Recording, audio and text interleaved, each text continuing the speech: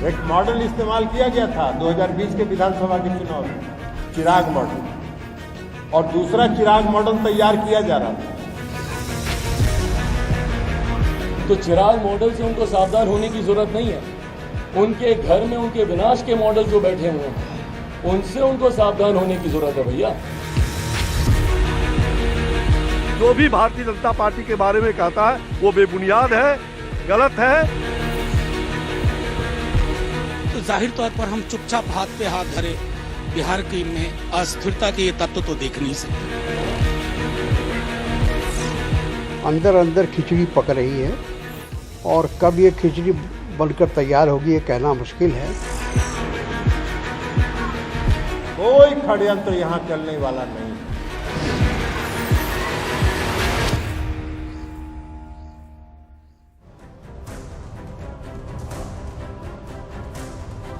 नमस्कार। बिहार में है दरार और वहां लग रहे हैं तरह तरह के आरोप, तरह तरह के दावे। ये हाल है बिहार का। बिहार की जो राजनीति है वो भारतीय राजनीति की सारी जटिलताओं का आईना है। यहाँ पर देखिए कि किस तरह से सरकार बनी हुई है। जो सबसे बड़ा दल है वो विपक्ष में है, आरजेडी सबसे बड़ा दल है। जो दूसरे नंबर पर है वो बीजेपी सरकार में दूसरे नंबर पर है, और जो तीसरे नंबर पर है जेडीयू, उसके मुखिया नीतीश कुमार सरकार चला रहे हैं। तो एक नजर डालते हैं पहले दलों की पोजीशन के ऊपर। आरजेडी के पास 80 सीटें हैं, बीजेपी 77 यानी कि दूसरे नंबर पर बीजेपी हुई, जेडीयू के पास 45, तीसरे नंबर पर जेडीयू है, कांग्रेस 19, लेफ्ट 16 और हम पार्टी जो है वो 4, एआईएमआईएम की 1 और निर्दलीय 1।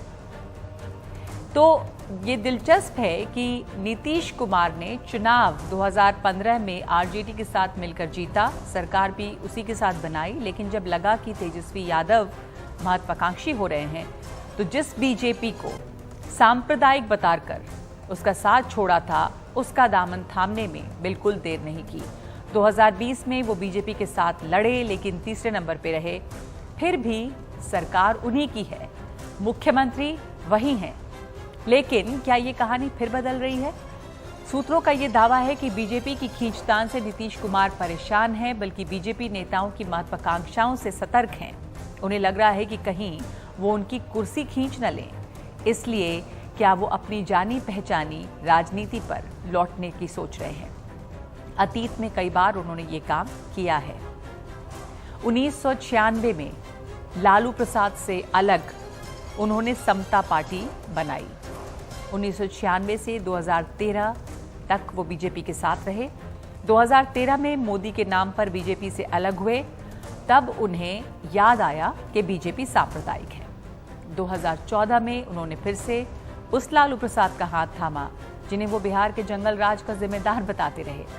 2015 में लालू प्रसाद के साथ सरकार बनाई, लेकिन 2017 में लालू प्रसाद से अलग होकर बीजेपी के साथ वापस चले गए।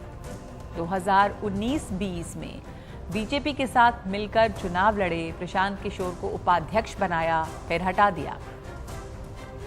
हालांकि इन सारे बदलावों के बीच बड़ा सच ये है कि बिहार की राजनीति अभी तक नीतीश के चारों ओर ही घूम रही है। बेशक आरजेडी ने उनको कई कड़ी चुनौती दी है। लालू यादव की विरासत और तेजस्वी यादव की सियासत फिर से एक तबके के लिए उम्मीद बनकर उभरी है। यहाँ पे बीजेपी अगर तीसरा त्रिकोण बनाती है तो किसी राज्य के नेता के दम पर नहीं, बल्कि प्रधानमंत्री नरेंद्र मोदी के जादू से। लेकिन शिकायत और सियासत दोनों यहीं से शुरू होती है। नीतीश की बीजेपी से कई शिकायतें हैं। सूत्रों का ये कहना है कि बीजेपी नहीं मान रही है नीतीश कुमार की मांग। विधानसभा स्पीकर को तुरंत हटाने की मांग है। स्पीकर और नीतीश के बीच अक्सर तनातनी रहती है। नीतीश ने 2024 में लोकसभा के साथ विधानसभा चुनाव का विरोध किया है।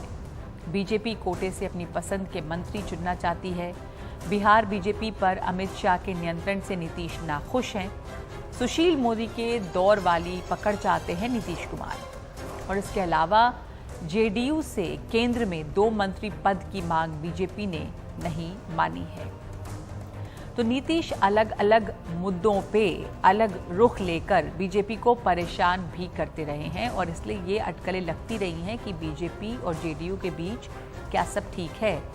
जातिवाद जनगणना के सवाल पर उन्होंने बीजेपी से अलग रुख लिया है। पाठ्यक्रम के बदलावों पर वो बीजेपी की खबर लेते रहे। महंगाई और तेल की कीमतों के सवाल पर भी वो खुलकर बोले। हेट स्पीच को लेकर उनका रुख अलग रहा बीजेपी से। और अब ये बताया जा रहा है कि वो नया रास्ता बनाने को तैयार हैं। तो आज सच की पड़ताल में सवाल यही है, क्या नीतीश कुमार बीजेपी से अलग होने जा रहे हैं? हमेशा की तरह आपके पास 3 विकल्प हैं, ए हां, बी नहीं और सी कह नहीं सकते। और कार्यक्रम के अंत में हम आपको दिखाएंगे सच का मीटर। फिलहाल देखें कि बिहार की राजनीति में किस तरह के बदलाव आ रहे हैं। हमारे साथ मौजूद हैं इस वक्त 2 मेहमान, प्रमोद स्वामी जो बीजेपी नेता हैं और अभिषेक झा जो प्रवक्ता हैं जेडीयू के। आप दोनों से पहला सवाल जो हर तरफ चर्चा है, बीजेपी और जेडीयू के बीच क्या सब कुछ ठीक है या दरार अब इतनी बढ़ गई है कि ये जोड़ा नहीं जा सकता? प्रमोद स्वामी। नहीं, मुझे ऐसा नहीं लगता। और आपने काफी डाटा के साथ अपनी बात रखी है कि 1996 से लेकर के 2013 तक नीतीश जी और भारतीय जनता पार्टी के बीच में गठबंधन रहा और हमने बिहार में विकास के लिए काम किया। उसके बाद में 2015 से 2017 के बीच में वो लालू जी के साथ गए और 2017 के बाद में फिर भारतीय जनता पार्टी के साथ में उनका गठबंधन चल रहा है। और आज भी जो उनकी सीटों की संख्या जो है वो मात्र 45 है और बीजेपी की सीटों की संख्या 70 है, फिर भी हमने उनको मुख्यमंत्री बनाया। और अभी हाल ही में जो अमित शाह जी का जो दौरा था उसमें अमित शाह जी ने बड़े स्पष्ट रूप से कहा है कि आने वाले समय में भी बिहार के जो मुख्यमंत्री होंगे वो नीतीश कुमार जी होंगे। तो फिर आखिर नीतीश कुमार की नाराजगी क्या है अभिषेक झा? जेडीयू या नीतीश कुमार की नाराजगी क्या है बीजेपी के साथ? कई बड़े मुद्दे जिनके बारे में मैंने बताया भी अभी, चाहे वो जातिवाद जनगणना हो या फिर हेट स्पीच का मामला हो या शिक्षा का मामला हो, नीतीश कुमार अपनी अलग पोजीशन लेते रहे हैं बीजेपी से और ऐसा लगता रहा है कि उनको सब कुछ ठीक नहीं और उनकी कुछ शिकायतें हैं। सवाल मेरे से नहीं, अभिषेक जी दो अलग अलग पार्टी। हाँ, ये समझना जरूरी है कि बीजेपी और जेडीयू दो अलग अलग पार्टियां हैं। हमारी विचारधारा अलग अलग है, हमारी कार्यशैली भी अलग अलग। बावजूद इसके आपकी विचारधारा अलग है, पर जब आप गठबंधन करते हैं तो आप एक साथ और उम्मीद की जाती है कि आप दोनों एक ही विचारधारा को लेकर चल रहे हैं। मैं वही कह रहा था कि गठबंधन दोनों पार्टियों का लंबे समय से है, सरकार भी एक साथ चल रही है।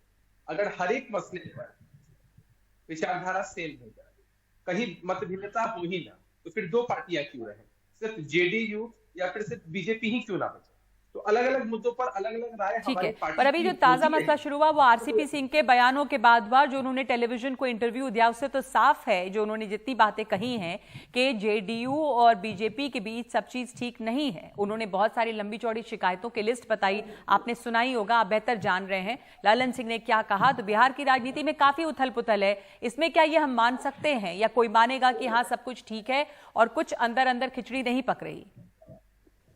देखिए, आरसीपी सिंह जी का जो पूरा एपिसोड था वो आपने देखा कि कल हमारे राष्ट्रीय अध्यक्ष आदरणीय ललन सिंह जी ने प्रेस वार्ता करके मीडिया के लोगों से मुखातिब होकर सभी सवालों का बखूबी जवाब दिया। कहीं पर भी बीजेपी का नाम नहीं लिया गया है, ना बीजेपी की कोई चर्चा हुई है। मीडिया के लोगों का यह एंटिसिपेशन है या लोग अपने हिसाब से इस चीज को जोड़कर देख रहे हैं। हमने साफ साफ कहा है, हमारे राष्ट्रीय अध्यक्ष ने साफ साफ कहा है कि हमारी पार्टी के खिलाफ बीते विधानसभा के चुनाव में षड्यंत्र हुआ।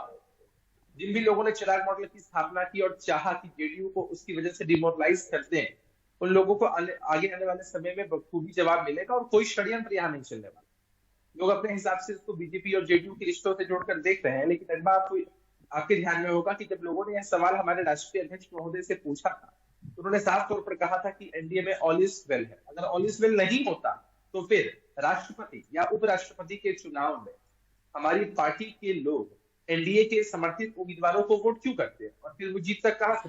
जी, तो if all is well, Pramod ji, इस समय इतनी हलचल है, बीजेपी अपने नेताओं, बड़े नेताओं को, बिहार से खबरें आ रही हैं, तमाम सब लोग जान रहे हैं, शाहनवाज हुसैन है, रविशंकर प्रसाद है, दिल्ली तलब किए गए, इधर कांग्रेस में हलचल है, इधर चिराग पासवान चिराग मॉडल की बात कर रहे हैं, और इस बीच नीतीश कुमार का जो ट्रैक रिकॉर्ड रहा है, वो पहले भी बीजेपी का साथ जो है वो 2 बार छोड़ चुके हैं, और इसलिए सवाल उठ रहा है कि क्या एक बार फिर वो पलट जाएंगे और क्या आरजेडी के भरोसे एक बार फिर से वही सीएम बनेंगे। यानी कि ऐसे भी हमने देखा है कि सरकारें चाहे कोई भी बनी हो, नीतीश कुमार वापस सीएम बन जाते हैं। अभी भी वो तीसरे नंबर की पार्टी हैं और फिर भी सरकार बनी और वही सीएम बने हैं। तो ये लगातार डर है उनका ट्रैक रिकॉर्ड देखकर।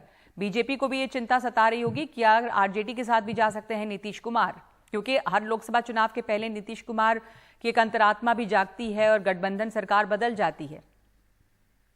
देखिए, नीतीश जी बहुत ही अनुभवी नेता है और अमित शाह जी ने जब स्पष्ट कर दिया कि वही अगले मुख्यमंत्री होंगे, तो मेरे ख्याल से कोई समस्या नहीं है।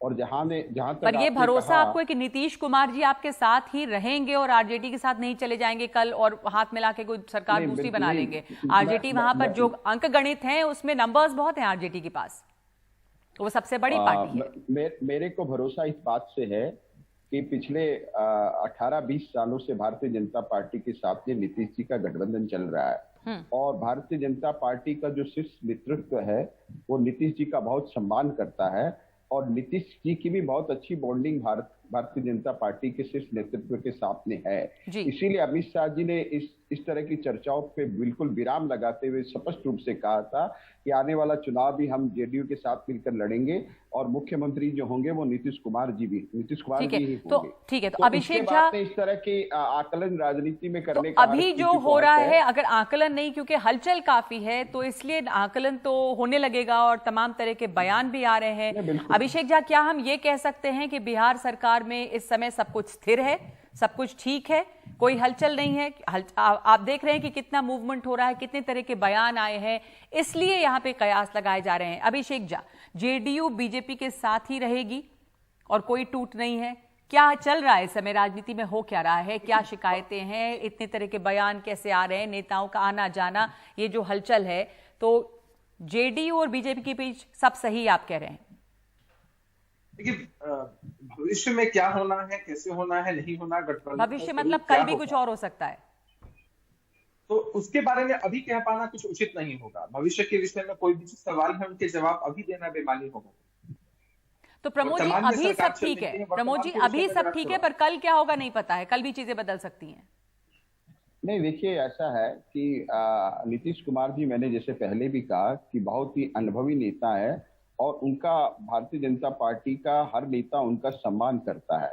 तो वो उनका जो अनुभव है, उन्होंने तेजस्वी के साथ भी सरकार चला के देखी है और भारतीय जनता पार्टी के साथ भी सरकार चला के उन्होंने देखी है, और अभी भारतीय जनता पार्टी के साथ उनकी सरकार चल भी रही है। तो उनके अनुभव को देखते हुए मैं समझता हूं कि वो जो भी निर्णय लेंगे और उन्होंने आज तक जो भी निर्णय लिया है वो निश्चित रूप से वो बिहार के विकास के लिए ही उनका निर्णय होगा, बिहार की उन्नति और प्रगति के लिए ही उनका निर्णय होगा।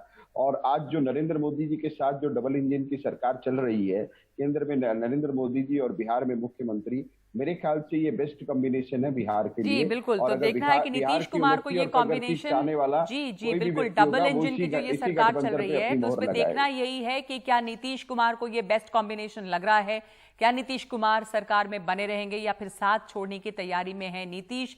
जिस तरह के तेवर ये नजर आ रहे हैं, काफी हलचल है बिहार की राजनीति में और कल का दिन भी बहुत अहम हो सकता है। धन्यवाद आप दोनों का। सच की पड़ताल में हमने पूछा है कि क्या नीतीश कुमार बीजेपी से अलग होने जा रहे हैं। एक ब्रेक के बाद देखेंगे सच का मीटर।